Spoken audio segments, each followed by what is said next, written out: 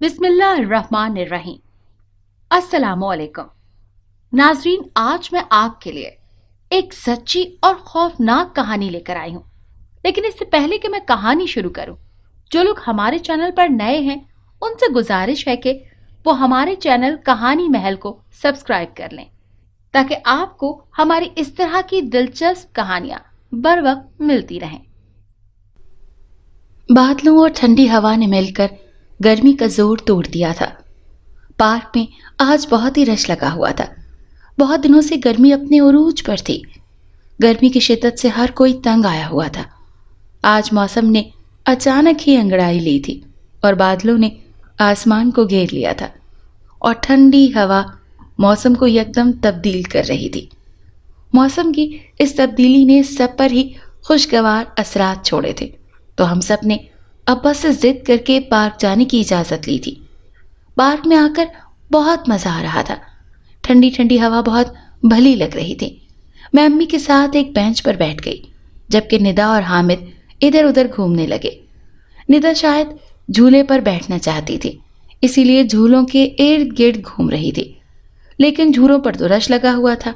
थक कर वो एक पुराने बरगद के दरख्त के नीचे जाकर बैठ गई। इस तरफ लोगों का हुजूम ना होने के बराबर था। वो अकेली ही दरख्त के नीचे बैठकर फ़ोन इस्तेमाल करने लगी। मेरा ध्यान अब हामिद की तरफ मुंतकिल हो चुका था। जैसे तैसे करके उसने एक झूला हासिल कर ही लिया और अब मज़े से बैठकर झूले ले रहा था।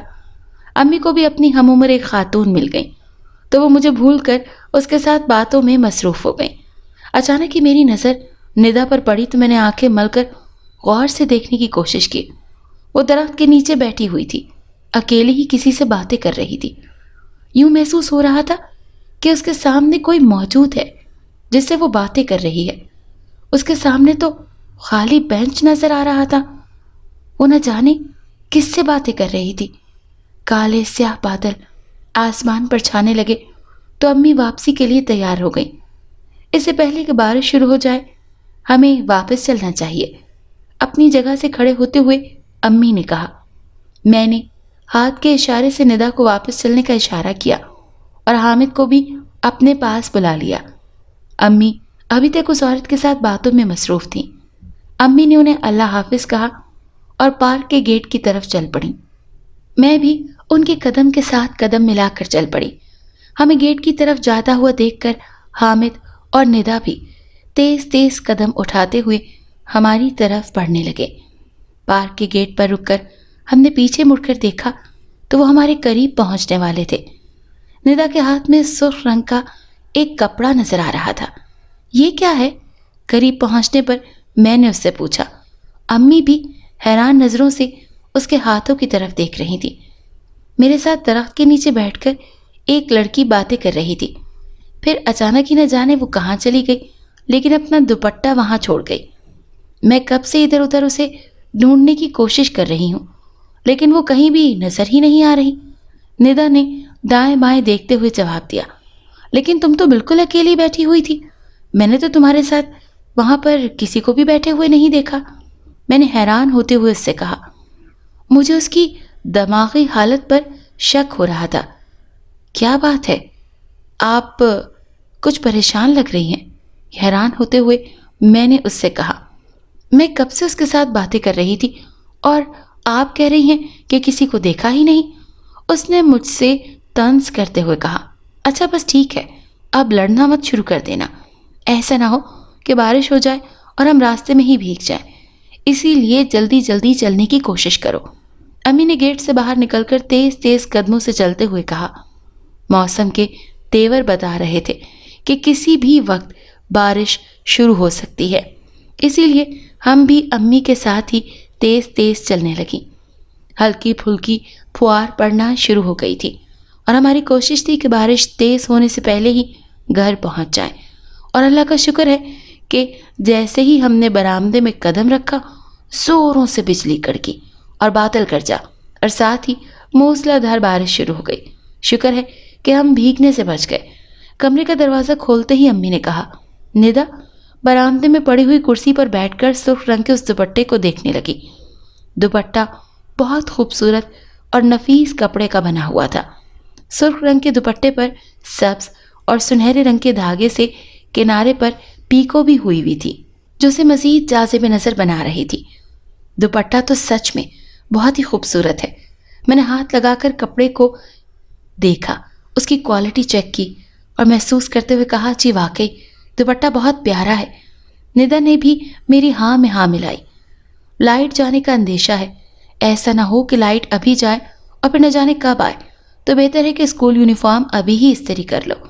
और निदा, दुपट्टा अलमारी में रखो और किचन में पड़े हुए गंदे बर्तन धो लो। अम्मी ने हमें दुपट्टे में मशगूल देख कर कहा। मैंने स्टोर में यूनिफॉर्म इस्त्री करने के लिए चली गई और निदा दुपट्टा अलमारी में रखकर किचन में मसरूफ़ हो गई। रात के खाने के बाद सोने के लिए हम अपने कमरे में आ गए। कमरे से बाहर का मौसम तो काफ़ी ठंडा था, लेकिन कमरे के अंदर घुटन महसूस हो रही थी। हामिद तो बिस्तर पर लेटते ही सो गया और मैंने खिड़कियां खोलकर पर्दे बराबर किए ताकि कमरे की घुटन में कुछ तो कमी हो।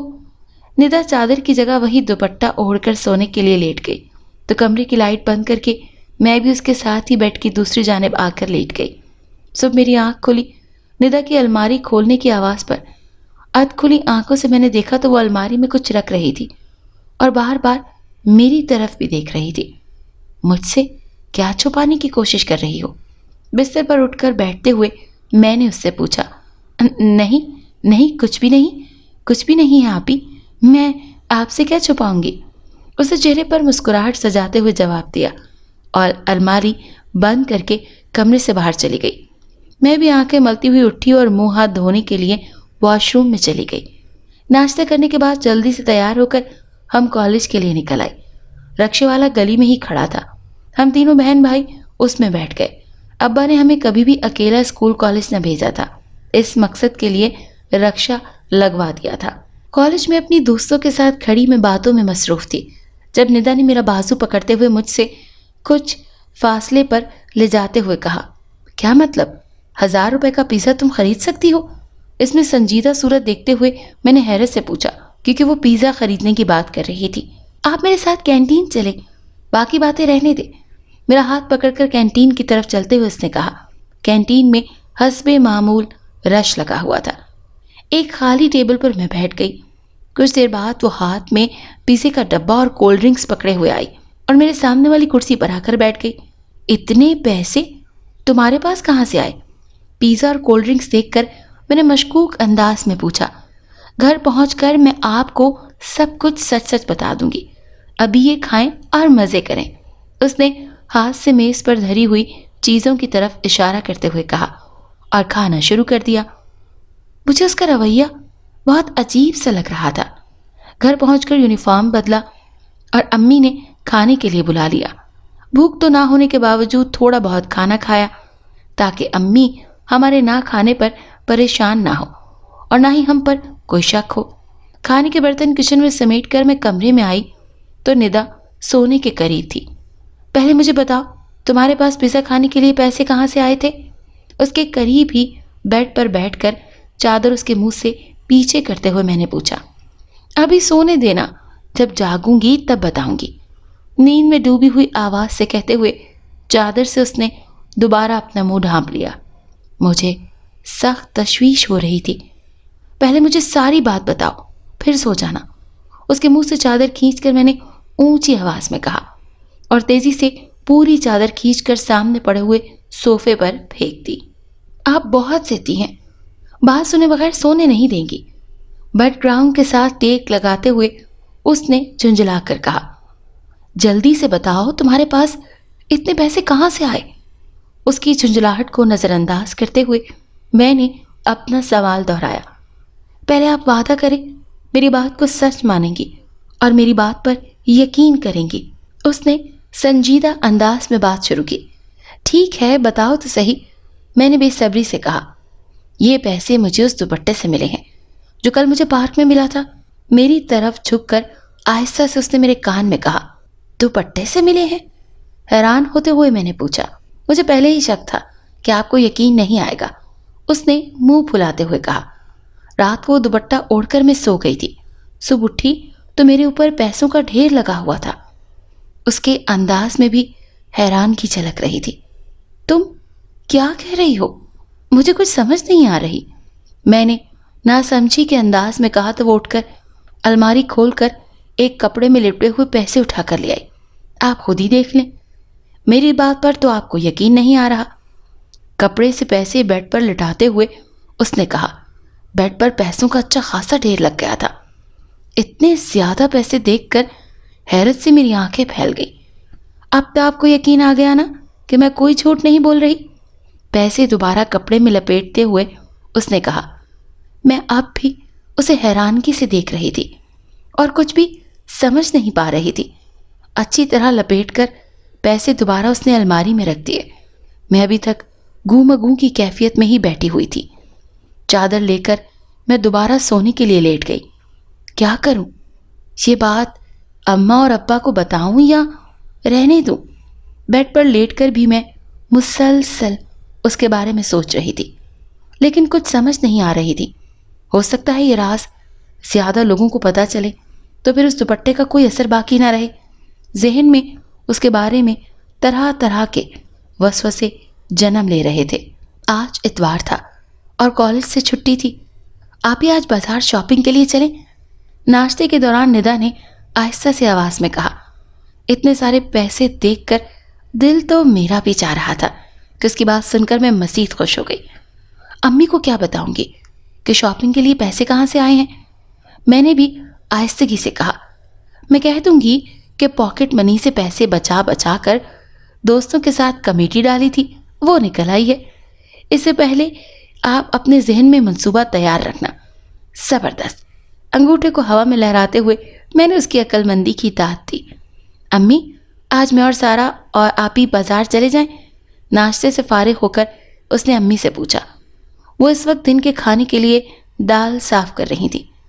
میرے پاس تو پیسے نہیں ہیں، اگر تمہارے پاس ہیں تو چلی جاؤ۔ گھورتی ہوئی نگاہوں سے دیکھتے ہوئے انہوں نے کہا۔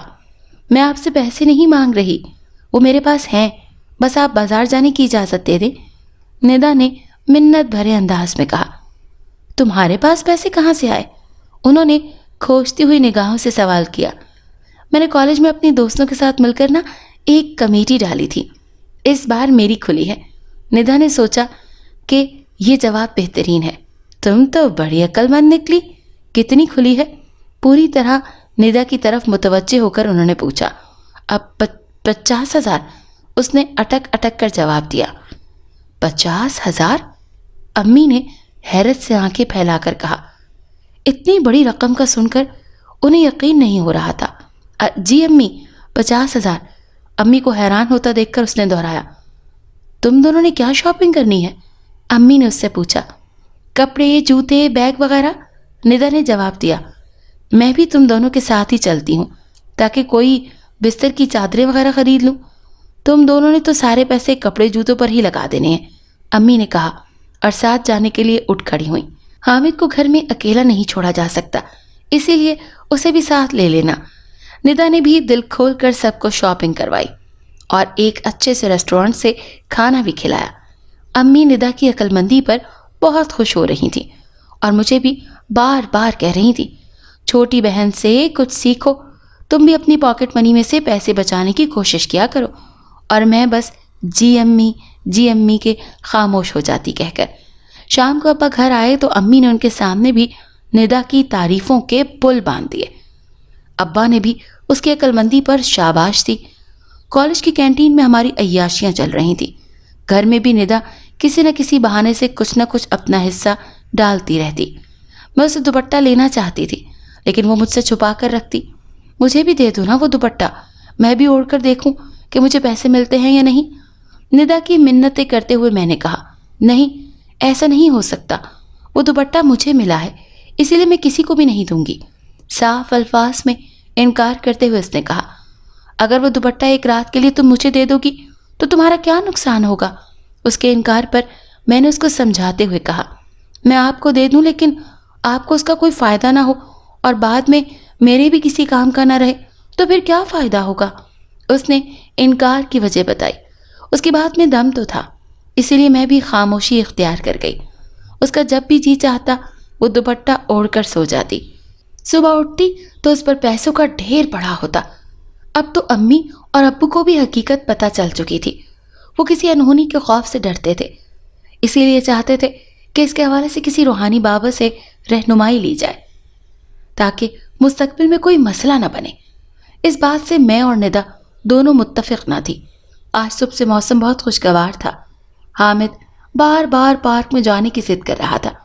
وہ امی کا سب سے لاڈلا تھا اور امی اس کی کوئی بات نہیں ٹالتی تھی، اسی لیے ہمیں بھی پارک جانے کے لیے تیار کر لیا۔ موسم خوشگوار ہو جانے کی وجہ سے آج بھی پارک میں بہت رش تھا۔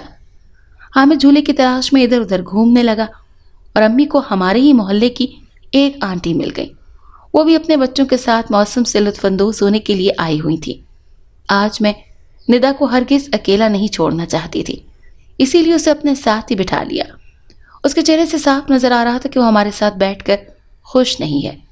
میں اسے اپنے ساتھ مصروف رکھنے کے لیے ادھر ادھر کی باتیں کرنے لگی۔ اچانک ہی مجھے اپنے پشت پر ایک جانی پہچانی آواز سنائی دی جو مجھے ہی پکار رہی تھی۔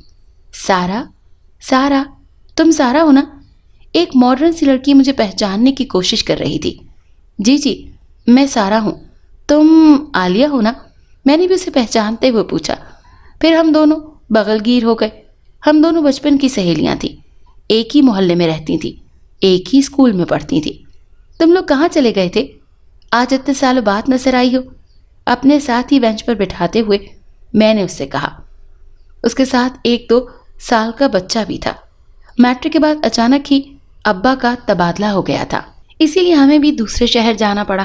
ان دنوں میں تم لوگ اپنی نانو کے گھر گئے ہوئے تھے، اس نے جواب دیا۔ ندا اور امی کے ساتھ مل کر بھی عالیہ بہت خوش ہوئی۔ اب اس کی شادی اس کی خالہ زاد کے ساتھ ہوئی تو وہ واپس اسی محلے میں آئی۔ اللہ نے ایک خوبصورت سا بیٹا عطا کر دیا۔ ہمیں باتوں میں مصروف دیکھ کر ندا نے موقع غنیمت جانا اور بات میں چہل قدمی شروع کر دی۔ اب میری توجہ اس پر سے بالکل ہٹ چکی تھی۔ چلتے چلتے وہ دور پڑے ہوئے ایک بینچ پر جا کر بیٹھی۔ وہ میری پہنچ سے دور تھی۔ آخر اس سے باتیں کرتے ہوئے ایک نظر اٹھا کر میں نے اس کی طرف دیکھا تو ایک لڑکی اس کے ساتھ بیٹھی ہوئی دکھائی دی۔ وہ دونوں آپس میں باتیں کر رہی تھی۔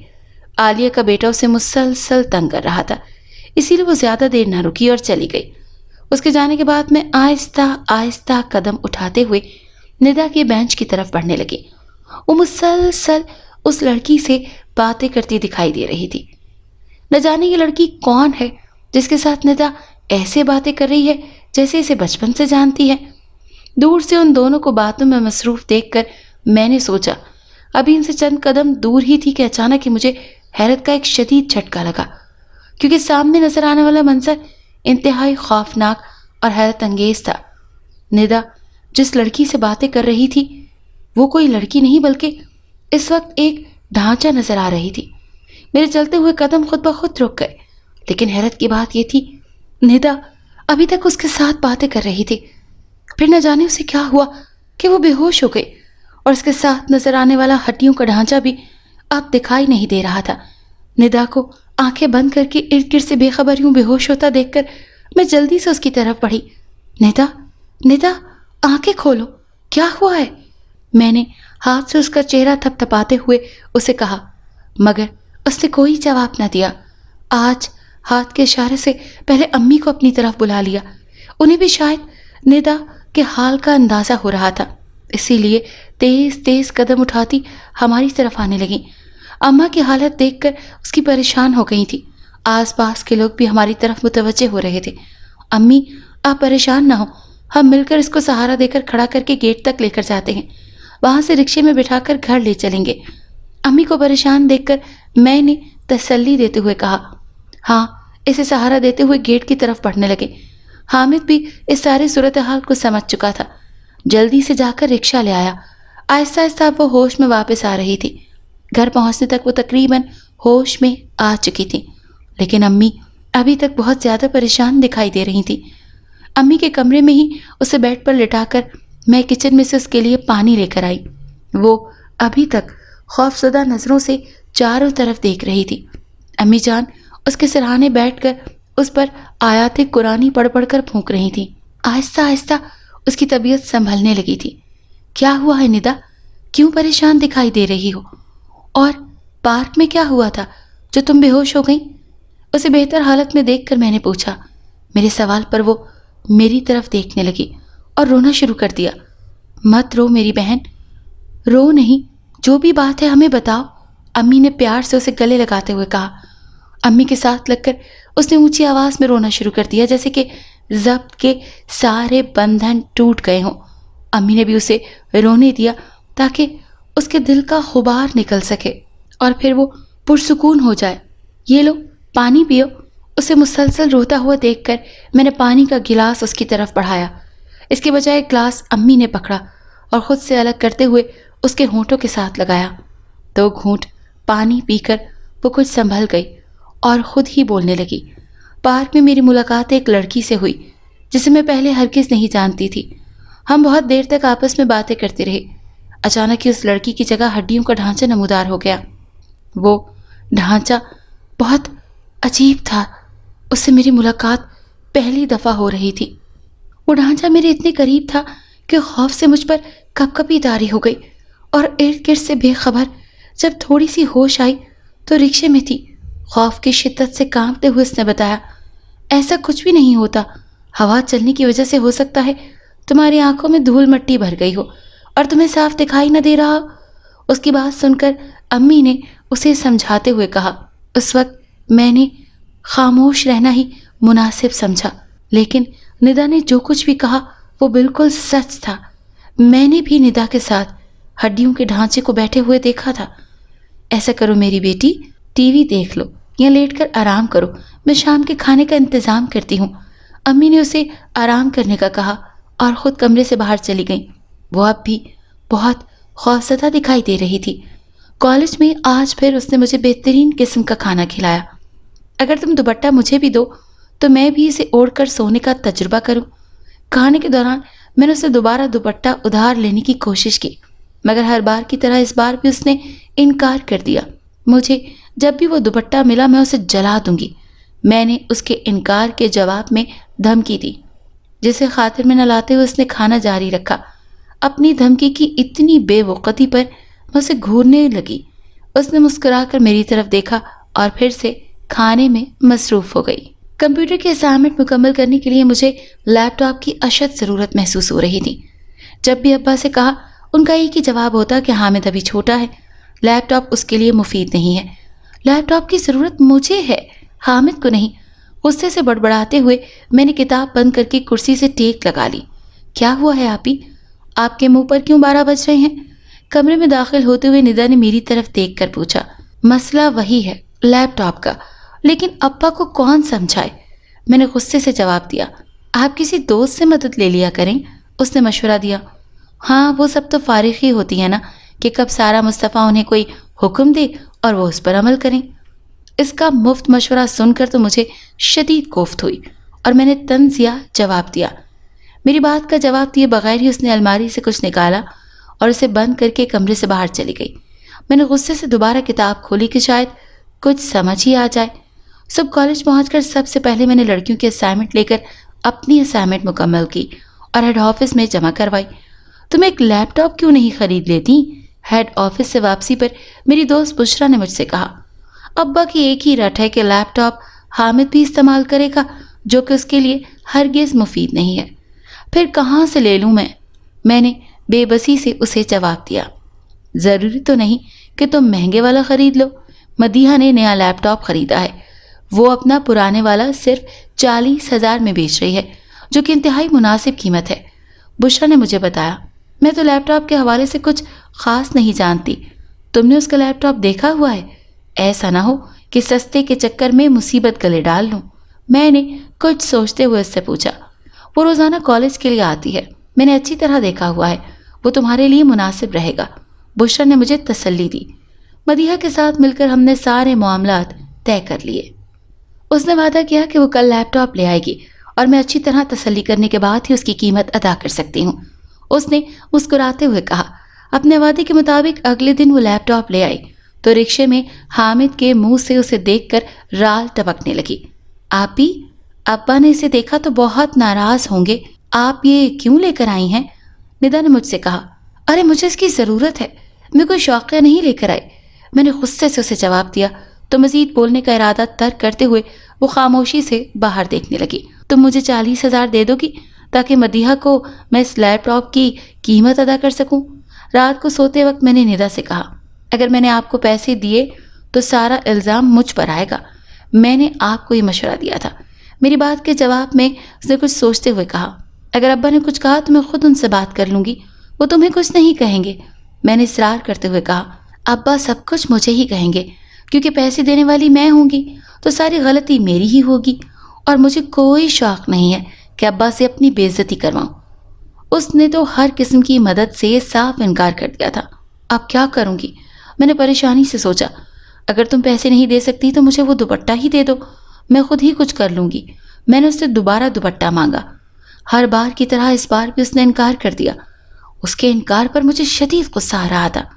اس لمحے میں نے اپنے دل میں ایک فیصلہ کر لیا تھا اور اس پر عمل کرنے کا سوچ بھی لیا تھا، اور اب مناسب موقع کا انتظار کر رہی تھی۔ 1 مہینے سے زیادہ کا عرصہ ہو گیا تھا مجھے لیپ ٹاپ لیے ہوئے، لیکن ابھی تک اسے تھوڑے سے پیسے بھی نہ دیے تھے۔ اب تو وہ ہر روز رقم کا مطالبہ کرتی۔ آج میں نے اپنے فیصلے پر عمل کرنے کا سوچ لیا تھا۔ کالج سے واپسی پر ندا کے سو جانے کے بعد میں نے کمرے میں موجود الماری کی اچھی طرح سے تلاشی لی، لیکن وہ دوپٹہ مجھے نہ ملا۔ مایوس ہونے کے بجائے میں نے اسے اسٹور میں بنی ہوئی 2 الماریوں میں تلاش کرنے کا سوچا اور اسٹور میں آ گئی۔ ایک ایک کپڑے کو نکال کر میں غور سے دیکھنے لگی۔ اب تو میں بھی مایوس ہونے لگی تھی۔ 2 گھنٹے ہو گئے تھے اسے تلاش کرتے ہوئے۔ پسینے سے میرا سارا جسم گیلا ہو چکا تھا کہ اچانک ہی میری نظر الماری میں سب سے اوپر والے حصے پر پڑی تو میں چونک اٹھی۔ شاپر کو کھول کر دیکھا تو اس میں وہی دوپٹہ موجود تھا۔ اللہ تیرا شکر ہے۔ میں نے اسے دوبارہ ادھر ہی رکھا اور الماری بند کر کے اپنے کمرے میں آ گئی جہاں ابھی تک ندا سو رہی تھی۔ پنکھے کے نیچے بیٹھ کر میں پسینہ سکھانے لگی۔ اب مجھے بے چینی سے رات کا انتظار تھا۔ رات کے کھانے کے بعد کچن کے برتن دھوئے اور کچن اچھی طرح سے صاف کر کے میں اپنے کمرے میں آئی تو سونے کے لیے لیٹ چکی تھی ندا۔ کمرے کی لائٹ بند کر کے بظاہر میں بھی سونے کے لیے لیٹ گئی، لیکن نیند میری آنکھوں سے کوسوں دور تھی۔ میں ندا کی نیند گہری ہونے کا انتظار کر رہی تھی۔ جب مجھے یقین ہو گیا کہ وہ اب تک سو چکی ہوگی تب میں نے آہستگی سے اٹھی اور کمرے کی دیوار پر لگی ہوئی گھڑی پر نظر ڈالی تو رات کے 12 بجنے والے تھے۔ احتیاط سے قدم اٹھاتی ہوئی میں اسٹور میں گئی، وہ دوپٹہ لے آئی اور اسے اچھی طرح اوڑھ کر سو گئی۔ ساری رات پیسوں کے حوالے سے مجھے عجیب و غریب خواب دکھائی دیتے رہے۔ صبح میری آنکھ کھلی ندا کی چیخ سے تو میں ہڑبڑا کر اٹھ بیٹھی۔ وہ میری طرف بہت غور سے دیکھ رہی تھی۔ اس کی چیخ سن کر امی اور ابا بھی کمرے میں آ گئے تھے اور میری طرف حیرت سے دیکھنے لگے۔ مجھے کچھ سمجھ نہیں آ رہی تھی کہ وہ سب مجھے کیوں ایسے دیکھ رہے ہیں۔ تمہارے ارد گرد یہ کالے رنگ کی مٹی کس نے پھینکی ہے؟ امی نے حیران ہوتے ہوئے میری طرف اشارہ کرتے ہوئے پوچھا۔ میں نے جب اپنے قریب نظر دوڑائی تو سر سے پاؤں تک میں کالے رنگ کی مٹی میں ڈوبی ہوئی تھی۔ اس سے پہلے کہ میں کوئی جواب دیتی ندا بھاگتی ہوئی کمرے سے باہر چلی گئی۔ چند لمحوں بعد ہی اس کی واپسی ہو گئی۔ وہ بہت تعصب بھری نظروں سے میری طرف دیکھ رہی تھی۔ اسی لیے میں اس دوپٹے کو آپ سے چھپا کر رکھتی تھی کہ یہ مجھے دیا گیا تھا، آپ کو نہیں۔ دیکھ لیا آپ نے اپنی ضد کا نتیجہ، آپ کے اوڑھتے ہی یہ مٹی مٹی ہو گیا۔ تحفے کی حفاظت نہ کر سکنے کی وجہ سے اب دوبارہ کبھی بھی مجھ پر اعتبار نہیں کیا جائے گا۔ اب آپ اس مٹی کو اپنے سر پر ڈالیں۔ دکھ اور افسوس سے کہتی ہوئی وہ کمرے سے باہر چلی گئی۔ امی اور بابا بھی ساری صورتحال سمجھ چکے تھے۔ کچھ کہے بغیر وہ بھی چلے گئے۔ میرا دل و دماغ اس وقت شدید صدمے کی کیفیت میں تھے۔ نہ چاہتے ہوئے بھی میں بستر سے اٹھی اور اس مٹی کو شاپر میں ڈال کر الماری میں رکھ دیا، نشانی کے طور پر کہ ہمیں جنات کی طرف سے کبھی کوئی تحفہ ملا تھا۔